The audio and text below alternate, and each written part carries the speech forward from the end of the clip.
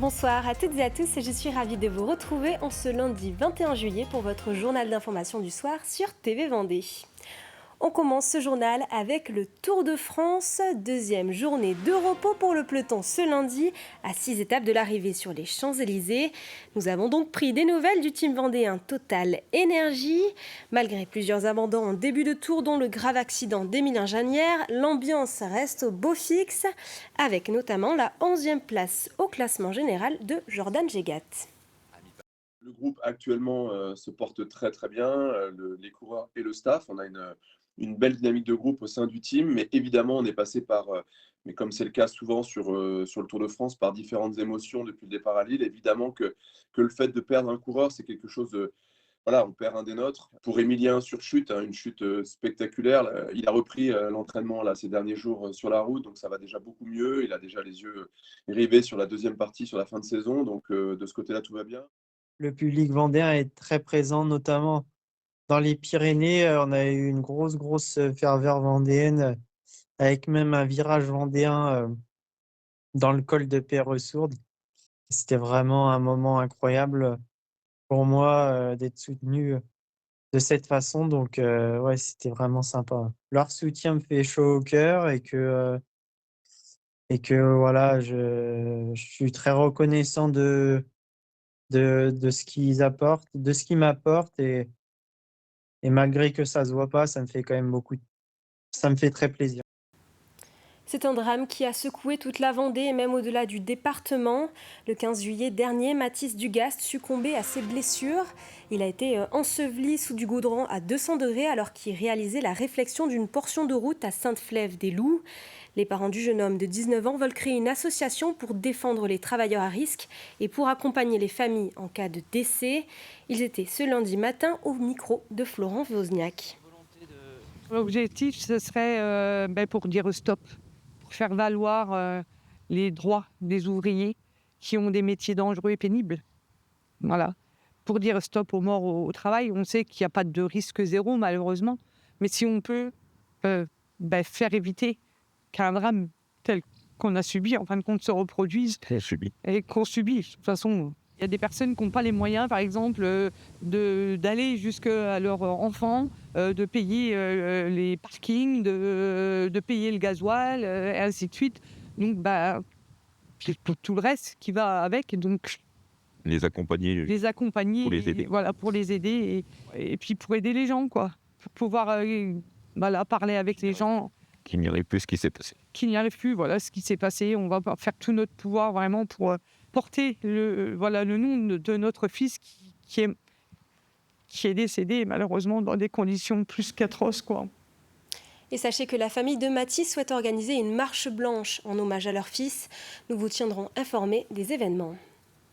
Vous habitez dans le Nord Vendée et vous ne savez pas quoi faire de vos déchets verts. Pour faciliter le dépôt et la valorisation des végétaux, une seconde végéterie a ouvert ses portes le 15 juillet à Soulan.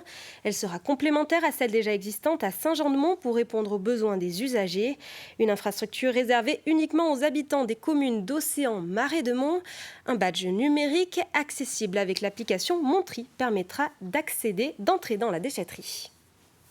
Le fait que nos Soulandais puissent venir ici déposer leurs végétaux va vraiment éviter tous ces déplacements et va favoriser le tri des déchets qui est quand même quelque chose qui est très très important. C'est un enjeu très important pour notre territoire.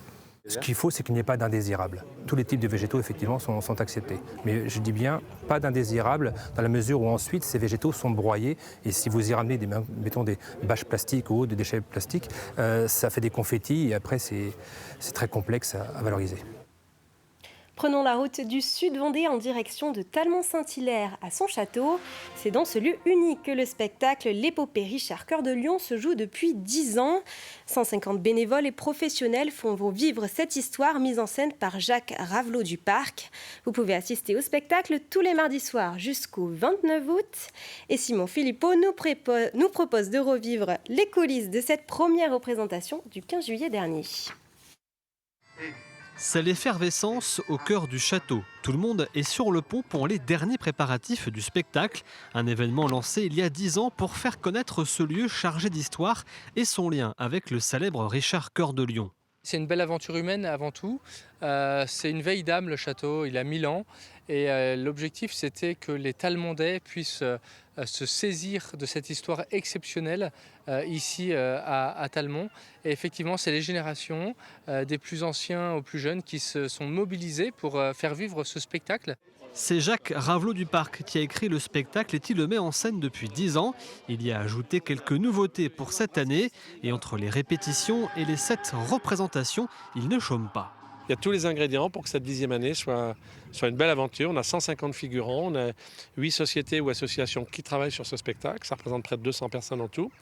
Donc pour moi, ça reste quand même une grosse machine malgré tout. Mais je le fais toujours avec plaisir ici parce que d'abord le lieu est chargé.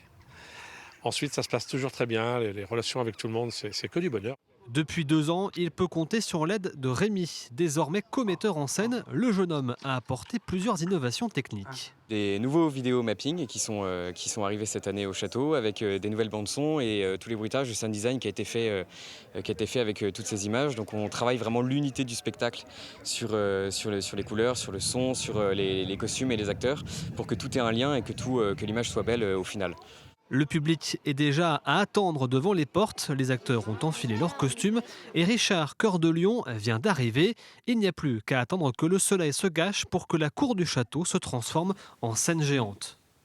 Et rendez-vous demain dans l'épisode 2 C'est de l'effervescence ce reportage. au cœur du château. C'est un moment attendu depuis des mois par les habitants de l'Aiguillon-la-Presqu'île. L'inauguration le 10 juillet dernier du petit pont qui relie les communes déléguées de l'Aiguillon-sur-Mer à La Faute-sur-Mer. Devenue trop dangereuse, l'ancienne passerelle avait été démolie en septembre 2024 et la nouvelle sera elle aussi toujours dédiée aux piétons et aux cyclistes.